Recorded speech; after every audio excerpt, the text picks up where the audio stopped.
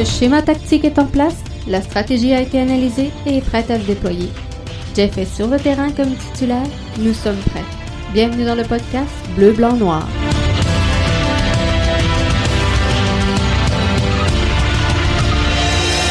Bonjour tout le monde et bienvenue à votre podcast Bleu, Blanc, Noir, l'édition du 19 novembre, alors qu'on est à moins de 24 heures. Commencez-vous à être fébrile un peu à moins de 24 heures d'une première participation en série d'après-saison depuis 2016 quand même pour l'Impact de Montréal et la troupe de Thierry Henry. Avec tout ça vient des absents de marque, donc un match qui ne sera pas facile. On sait déjà que les Revs de la Nouvelle-Angleterre sont un peu la bête noire de l'Impact de Montréal, mais tout va se jouer sur le terrain et on va prendre les 30 minutes qui sont allouées dans ce podcast-là pour en discuter. Et pour en discuter avec moi, j'ai un auditeur fidèle de l'émission que je vais aller chercher à l'instant, qui est Alberto. Salut Alberto, ça va bien? Ça va, Jeff? Ça fait plaisir de t'accompagner aujourd'hui. Oui. On va voir mon français, non? Premier programme en français. C'est la première fois, donc, que Alberto s'exprime en français à l'intérieur d'un podcast. Et tu animes déjà un podcast. Oui, mais en espagnol, toute l'information sportive on a ici du hockey, même de l'Impact de Montréal, mais en espagnol. Donc, c'est ça. C'est la première participation de Alberto. Ça devrait super bien aller. On est vraiment confiant. Donc, est-ce que Alberto, l'Impact peut l'emporter demain face aux Revs? Ok, je regarde, je sens le négativisme dans la plupart des partisans de l'Impact de Montréal. Mais non, je pense que Thierry Henry a ses clés à les joueurs pour donner la surprise à une équipe qui s'est vraiment très traditionnelle au play-off de la MLS. Donc, je pense que l'Impact peut gagner la série et avancer aux play-offs. En attendant, Philadelphia ou Toronto, ça dépend les rivales du match de Nashville et Miami pour savoir les rivales de l'Impact ou de New England. Ça ne sera pas facile, hein? Même si on réussit à gagner le match de demain. Après ça va être un périple assez difficile pour l'Impact. Je veux prendre le temps de saluer Gavino de IMFC Radio qui nous souhaite une bonne émission. Donc, saluer Gavino, Rémi également de Garage Foot qui est là avec nous, un autre fidèle auditeur qui a interagi beaucoup avec nous dans le podcast. Donc, bienvenue à tous. Si vous voulez nous soumettre des questions, des commentaires via Facebook, YouTube, Twitter, Periscope, on est là. Sans plus tarder, on va y aller avec les 11 de départ. Ça ne sera pas facile, Alberto, demain, puisque on vient de perdre Alberto. Il devrait revenir, faites-vous-en pas. OK. OK, il est là. Donc, on est de retour. Avec l'absence, Alberto, de Wanyama et de Samuel Piette, ça ne sera pas facile pour Thierry Henry demain de mettre un 11 de qualité sur le terrain. Oui, tout à fait. En fait, j'ai fait mon enquête pour savoir quel joueur peut fonctionner dans ce schéma de Thierry Henry. Parce que les 4 rencontres ou 4 matchs que l'Impact de Montréal a joué contre New England, il a utilisé le schéma 3-5-2 ou 5-4-1. Ça veut dire que pour fonctionner les deux milieux du terrain. Ouais. Dans un match, je pense que c'est un match en février, il a utilisé Sedic comme milieu de première ligne. Ça veut dire en accompagnant Taider ou Piet. Ça veut dire qu'il connaît ses positions. En plus, Thierry Henry à Maciel, par exemple, l'Argentin, c'est un bon joueur aussi, il a fait de bonnes passes d'assistance aux attaquants. Donc, ça pourrait être une bonne idée d'avoir comme remplaçant à Maciel et à Sedic, au nom du Spartan. Donc, toi, ce que tu vois pour demain, je pense que c'est un 3-5-2. Oui. Je vais l'afficher donc à l'instant. Avec Clément Diop dans les buts, je pense qu'on n'a pas le choix vraiment d'y aller avec Clément Diop. Mais Pantemi, ça fait des bons matchs, mais Mais Diop, si Diop n'est pas au filet de l'Impact de Montréal, on n'est pas parlé de séries maintenant. Non, c'est sûr. Honnêtement. Honnêtement, oui. Binks, Fanny et Camacho dans la charnière centrale, finalement, avec nos 3 défenseurs. Je pense que sur la ligne des 3 défenseurs, il n'y a pas choix de la part de Thierry Henry, parce que Waterman a démontré un match qu'il était comme dans l'once partante qui manque de rythme, de minutes de la part de Thierry Henry. Donc, je pense qu'il n'y a pas de discussion sur les 3 défenseurs centrales sur la ligne de 3 qui peut établir Thierry Henry pour demain. C'est ça, exactement. Dans ta ligne de 5, on y va avec Kiza, Maciel, Boyan, Sedic et Broguillard. Je pense que Broguillard sur la droite, c'est un incontournable, on n'a pas le choix. C'est là qu'il va. Mais je remarque que tu as préféré Kiza à Corrales sur le corridor gauche. Oui, j'ai écrit un tweet, je ne sais pas si tu te souviens de ce tweet-là. Kiza et Toy ont fait plus que Corrales, par exemple. Kiza fait plus que Corrales en 15 minutes de toute la saison. Oui, effectivement. Je pense qu'il y a eu une excellente sortie, Kiza. On l'attendait depuis longtemps. On avait hâte qu'il arrive. A rendu donc de bons services à l'Impact. Je pense qu'il a laissé une bonne impression lors de son match. Donc, mérite la place sur le corridor gauche. Et moi, je pense sincèrement que ça va passer par là. Donc, on voit Kiza et Binks sur la gauche pour l'Impact, mais les Rams, si on regarde la structure de leur match, ils jouent énormément sur la droite. Donc, c'est important qu'on aille justement Binks et Kiza pour freiner un peu ça sur la gauche.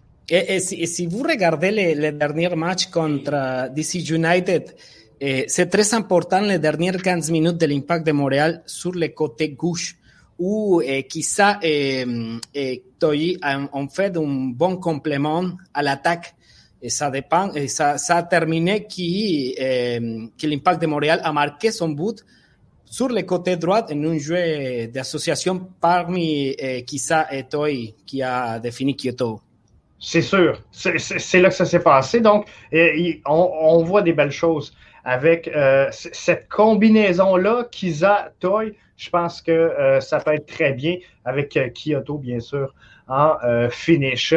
Maciel, Sedic, c'est un peu la même chose à Alberto que les 3 défenseurs. Alors, en l'absence de Piet et de Wanyama, on n'a pas énormément de choix. Il faut y aller avec Maciel et Sedic.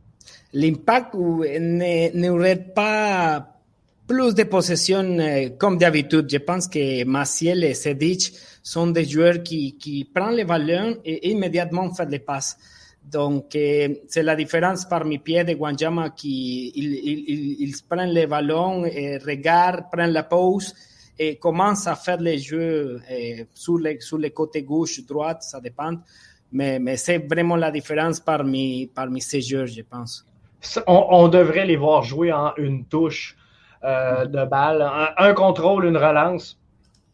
C'est pas mal ce qu'on devrait voir. Je vais prendre ton triangle en haut, Alberto, Boyan, Toy et Kyoto. Je pense qu'on n'a pas le choix. Kyoto a démontré de belles choses. C'est le joueur de l'Impact cette saison. Boyan est en train de démontrer des belles choses. Et Toy, peut-être un manque d'éléments à mettre là de toute façon. Fait qu'aussi bien y aller avec Toy. Faites attention que Boyan vient de finir très bien la saison. Oui. Son niveau, c'est vraiment extraordinaire. À différence du début de la saison qui c'était vraiment préoccupant, mais il a changé beaucoup de choses sur le terrain. Mais c'est vraiment fantastique comme les fans de la saison de Bojan Kirkic. Est-ce que le départ de Safir Taider a aidé Boyan? Wow, grosse question. mais ce sont des joueurs vraiment différents. Taider, c'est comme de ces dernières 10, de ces joueurs qui prennent le ballon, faire l'assistance, oui, mais Bojan, c'est plus explosif, il fait les 1 à 1 directement. Oui, ce sont différents joueurs, mais je pense que Bojan a trouvé la place sur le terrain et Thierry Henry a trouvé la place de Bojan même. Donc, je pense que si et non, je pense que non, ce sont des joueurs vraiment différents. Il n'y a pas l'explication correcte. Mais non, c'est correct, mais avec l'absence de Safir Tadar, on dirait que Bojan a plus d'espace sur le terrain.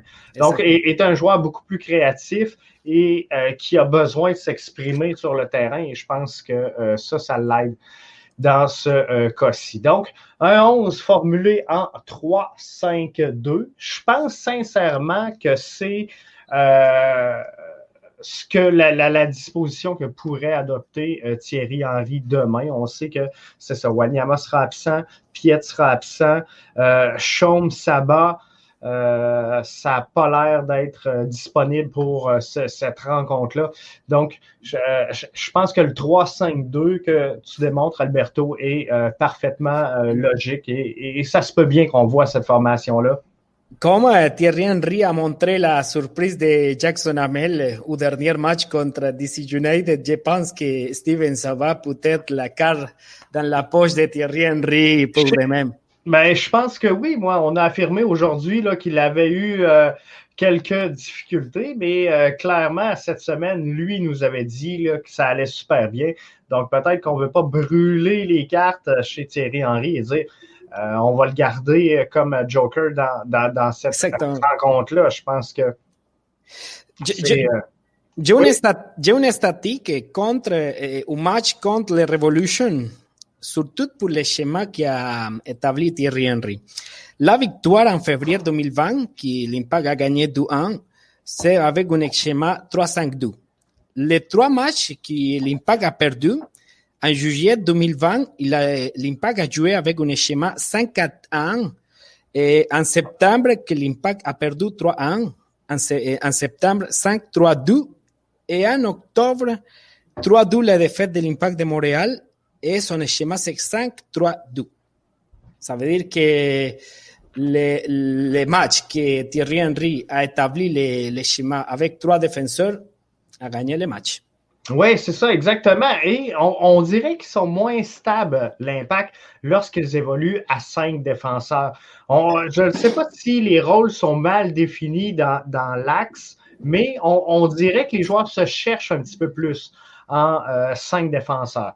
Ouais, je pense que quand ils jouent avec 5 défenseurs, les latéraux, il y a beaucoup de problèmes, surtout au retour de chaque joueur. Ouais. Ça veut dire que les 3 défenseurs ne tiennent pas son latéral qui peut l'aider en une attaque pour chaque côté. C'est ça, il reste un petit peu trop haut sur le terrain, sur le backup. Rémi dit mon interrogation est vraiment au centre. Pas de Piet, pas de Victor. Ouch. Ça pourrait faire mal. C'est sûr que c'est deux grosses absences pour l'Impact de Montréal. On ne se le cachera pas. Victor Wanyama connaissait une excellente saison. Samuel Piettre également. Lui qui nous avait appris à jouer un petit peu plus haut et qui répondait quand même bien aux demandes de Thierry Henry. Donc, on a fait un 8 avec un 6 peut-être dans le cas de Samuel Piettre. Mais en fait, Piettre et Wanyama, ce sont des joueurs avec plus de minutes dans la saison. En fait, 1943 minutes par Piettre et 1890 minutes par Wanyama. 22 matchs joués. Ce sont vraiment importants les 2 joueurs pour la structure, pour la stratégie de Thierry Henry à l'Impact de Montréal. C'est sûr. Donc, c'est vraiment là, deux joueurs qui vont faire mal. Je vais y aller quand même avec mon 11 à moi, OK? On le voit un petit peu mal ici. Je vais le mettre comme ça. Donc, moi, je voyais un 4-1-2-1-2 avec Kiza, Binks, Fanny et Broguillard. Moi, je pense que l'Impact est meilleur à 4 défenseurs. Je les trouve un petit peu plus stables. Et je mets Camacho devant parce que Camacho, selon moi, est pas le meilleur à cette position-là, mais sur la longue relance vers l'avant, le meilleur joueur de l'Impact pour faire des passes et des remises vers l'avant, selon moi, présentement, c'est Camacho. Connaît quelques erreurs en défensive, mais là, il aura Binks et Fanny derrière lui pour pallier un petit peu ces erreurs-là. Donc, je pense que la meilleure carte pour Thierry Henry à mettre là, c'est Camacho. Sedic, Maciel, donc en l'absence de Wanyama et Piet, on n'a pas le choix, et Boyan Kyoto. Et moi, j'ai mis Jackson Hamel parce que je pense qu'il faut attaquer très, très tôt dans cette rencontre-là, alors d'avoir deux attaquants comme ça en pointe, avec un Boyan qui aura tout l'axe. Je pense que ça peut marcher, mais ça m'étonnerait. Sincèrement, ça m'étonnerait qu'on voit ce genre de schéma-là demain de Thierry Henry. Il ne semble pas apprécier la formation à 4 défenseurs, Thierry Henry. C'est beaucoup, soit 3, soit 5, mais on verra demain là, qu'est-ce qui en résultera. Mais je pense qu'Anthony Jackson-Hamel avait quand même donné quelques bonnes minutes lors du dernier match. Ce que j'aime d'Anthony Jackson-Hamel, fait beaucoup d'appels de balles et rarement hors jeu, Anthony Jackson-Hamel.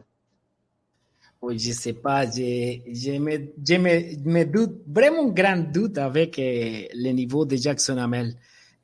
Malheureusement, je préfère à Toy, que comme j'ai dit tantôt, il a fait plus de choses en 15 minutes, 10 minutes quand Thierry Henry a fait ce changement que Jackson-Hamel presque après 75 minutes de jeu. Donc, je me doute avec Jackson-Hamel, avec son niveau, avec son avenir, parce que c'est pas, il n'a pas assuré la saison, son contrat pour la saison prochaine avec l'Impact de Montréal. Donc, il y a beaucoup de choses aussi qu'il faut regarder. Est-ce que c'est la même réflexion que tu fais, Alberto, pour Balou Tabla, qui n'a pas réussi non plus dans cette saison-là à impressionner Thierry Henry et à gagner ses minutes de jeu? Je ne sais pas qu'est-ce qui se passe avec les jeunes joueurs. Et ça veut dire, Balou Tabla, c'est un joueur qui a fait son expérience à la Masia, à Barcelone, mais il ne démontre beaucoup de choses, assez de choses ici à Montréal. Si je viens de Barcelone avec l'expérience à la Masia, ok, je vais chercher la titularité dans cette équipe. J'ai le niveau, j'ai l'expérience pour obtenir la titularité, mais non, mais Balou Tabla, il manque de confiance, je pense, pour trouver l'espace, même sur la tactique, sur le schéma de Thierry Henry. Il n'a pas trouvé la place, finalement. Non, c'est dommage parce que il avait une belle fenêtre cette saison. C'est sûr qu'il y a eu des blessures dans son cas, mais je pense qu'il aurait pu en démontrer plus. Rémi qui nous dit, moi, Balou out avec son attitude, il ne mérite pas de jouer en PLSQ. Je pense que c'est ça. Dans le cas de Balou Tabla, je pense que c'est vraiment l'attitude qui fait défaut parce que on le voit dans les entraînements, Alberto. Ballon-pied, là, c'est un bon joueur de foot, techniquement, Balou Tabla, mais il n'est pas capable sur le terrain de concrétiser les chances qu'il a d'impressionner. Donc, c'est peut-être un problème d'attitude à l'extérieur du terrain qui nuit à ses performances sur le terrain. Peut-être qu'il ne croit pas en lui-même. Manque de confiance. C'est plus facile, manque de confiance, finalement. Il a le niveau, il a la technique, c'est un bon joueur, c'est un joueur explosif en quelques instants, mais s'il manque de confiance, rien à faire. Rien à faire, c'est vraiment difficile. Parce que c'est un peu ce qu'on a vu cette saison avec Boyan, justement. Au début de la saison, on sentait que Boyan ne jouait pas avec confiance et à un moment donné, les performances ont fait en sorte que ça a débloqué dans son cas et Boyan joue la fin de la saison avec beaucoup de confiance. Totalement, tout à fait. Non, mais regarde, la confiance, par exemple, de Louis Binks. Louis Binks a 19 ans. C'est un joueur qui est arrivé à Montréal cette année avec beaucoup de doutes parce que c'est la ligne de joueurs qui, comme que l'Impact doit renforcer. cette saison, il a démontré un extraordinaire niveau de jeu, étant donné qu'il c'est le joueur plus important de la défense aujourd'hui de l'Impact de Montréal. Oui, puis on est content qu'il soit de retour la saison prochaine. Ça a été confirmé cette semaine par l'Impact. Balou, je crois pas que c'est un problème de confiance, nous dit Rémi, mais il fait trop à sa tête. C'est peut-être un petit peu ça. On a souvent vu Thierry Henry sur la ligne de touche rappeler Balou à l'ordre. Hein? On a vu des clips vidéo passer où il disait à Balou de s'en tenir un peu là, au plan de match, si on veut. Donc, c'est important que les gars demain suivent le plan de match de Thierry Henry parce qu'il l'adapte. Thierry Henry joue beaucoup avec son schéma dans le jeu. Donc, les gars doivent suivre le schéma tactique de Thierry Henry et s'ajuster rapidement. Non, mais si un joueur comme Tabla, OK, il peut jouer comme allié gauche ou droite, oui, mais si l'entraîneur commence à faire son travail de remettre chaque fois dans chaque entraînement pour ses côtés, il va prendre quelque chose dans chaque entraînement, finalement. Il va prendre son niveau, il va prendre son rythme sur ses côtés, comme allié, comme milieu, ça dépend. Mais c'est du même joueur qui doit prendre la confiance et doit dire, OK, je vais faire ce que m'a dit Thierry Henry et je vais mettre sur le terrain l'idée qu'il veut m'exprimer, c'est tout. C'est carrément ça qu'il doit faire. Selon toi, Alberto, que doit faire l'Impact demain s'ils veulent gagner le match face aux Revs? C'est quoi qu'ils doivent appliquer le plus possible? Est-ce que c'est d'attaquer rapidement, de jouer haut, de défendre bien? C'est quoi la clé du succès pour l'Impact demain? Faites attention que New England, c'est de ces équipes qui ont reçu moins de buts encaissés pendant la saison. Ouais. Ils ont reçu 25 buts. Une excellente défensive. Mais oui, il a un excellent système défensif. En fait, Bruce Arena, même à l'équipe nationale des États-Unis, il a fait le travail d'établir un bon système défensif et il a démontré avec les reps qui c'est très important, son système de jeu à partir d'une bonne défense. Donc, les statistiques sont vraiment claires. Et je pense que l'Impact doit jouer sur les côtés.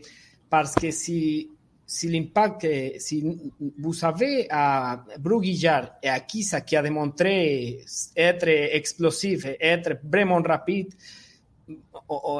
Thierry Henry et l'Impact de Montréal peut avoir beaucoup de chances de créer des risques à la défense des Reps. Je pense que c'est la clé pour établir, parce que si vous regardez les systèmes défensifs des Reps, les deux défenseurs centraux, Andrew Farrell et Frederick Kessler, ce sont des joueurs qui ont joué toute la saison des Reps. Toute la saison, la plupart des matchs de Reps. Donc, le système défensif est vraiment établi, vraiment fixé et il se connaît par mieux. Donc, c'est vraiment difficile d'établir un système de jeu aérien, par exemple, qui, pour faire des ballons vraiment neutres, peut-être un problème par l'Impact de Montréal et les Reps n'a pas avoir de risques à la défensive. Parce que chez les Revolution, on n'a pas eu une attaque à tout casser. C'est pas la meilleure attaque du circuit. Ils sont à peu près au même niveau que l'Impact si on regarde les buts marqués cette saison. Je pense que les deux équipes sont à 26 ou autour d'eux. Donc, c'est vraiment l'avantage des Revs, c'est vraiment la défensive. Donc, il faudra trouver un moyen de casser cette ligne défensive-là. Et c'est un peu pour ça aussi que je voyais Anthony Jackson-Hamel dans l'alignement, parce qu'il est capable de tromper cette ligne-là défensive sans nécessairement se mettre hors jeu. Mais un joueur comme Boyan peut attirer des défenseurs et casser des lignes également. Non, mais Kyoto fait ce travail. Kyoto, c'est très important. Quand il reçoit les ballons, il fait que les défenses le fait que la défense sort de ces Ouais. lignes, il casse la ligne, il ouvre l'espace pour que par exemple, Toy, en ce cas-là, et jusqu'au centre ou jusqu'à côté, trouve l'espace, il peut rentrer sans problème après une passe de Bojan, par exemple. Donc, je pense que Kyoto peut faire cette tâche. Peut-être une bonne idée pour l'Impact de Montréal. Donc, il faut, si on veut connaître du succès demain, il faut que Kyoto soit en mesure de casser ses lignes. Est-ce qu'on a reproché tout au long de la saison à Thierry Henry de ne pas utiliser nécessairement tous ces changements? Demain, on va peut-être manquer un petit peu de profondeur.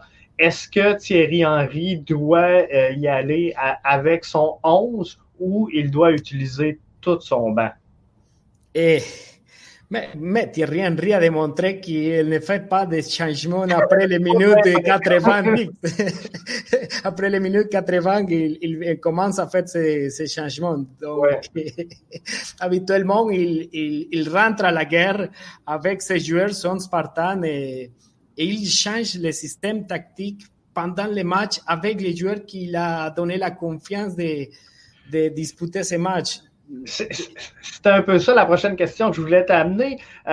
C'est ça, Thierry Henry, dans le fond, il préfère jouer avec le schéma tactique sur le terrain que d'entrer des joueurs en changement.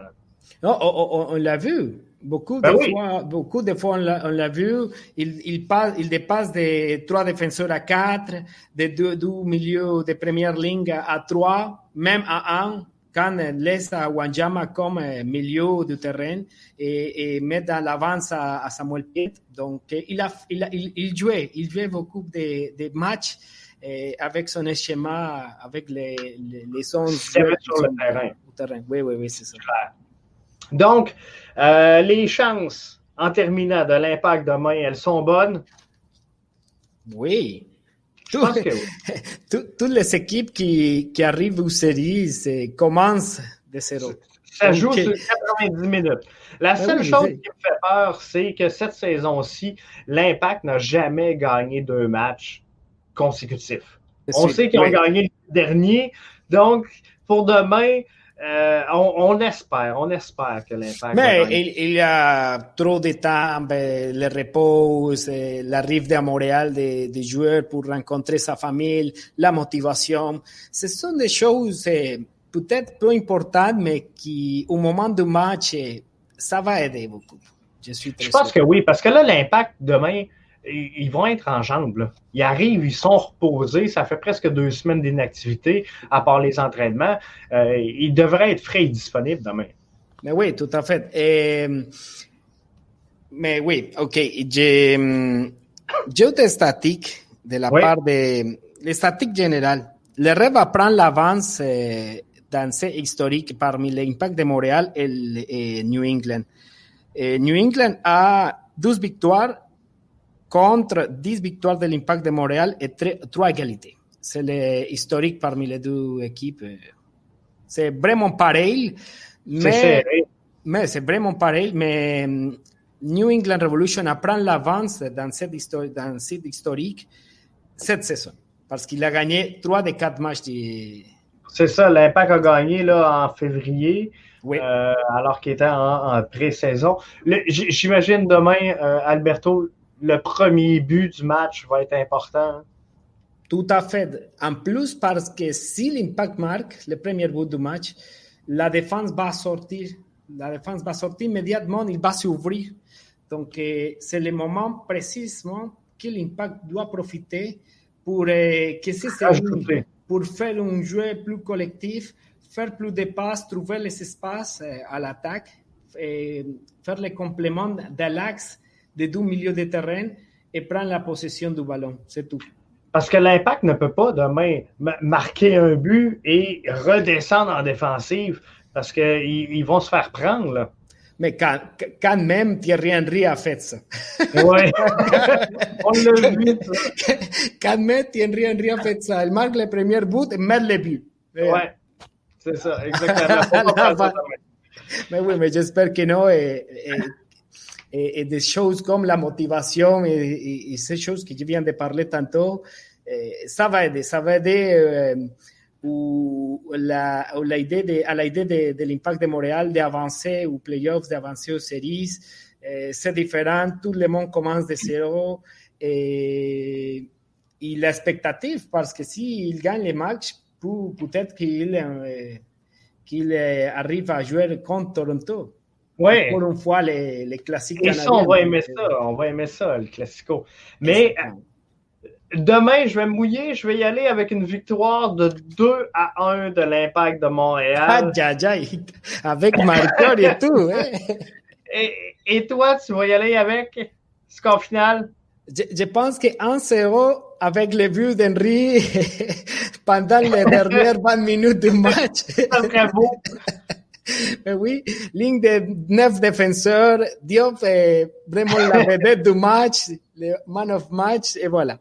Mais non, je pense que si l'impact de vraiment marque le premier but du match, on va voir plus de buts de l'équipe de Thierry Henry, c'est clair.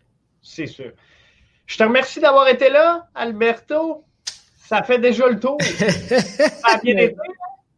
Mais oui. Comme je t'ai dit en privé, c'est mon premier programme en français. Voilà.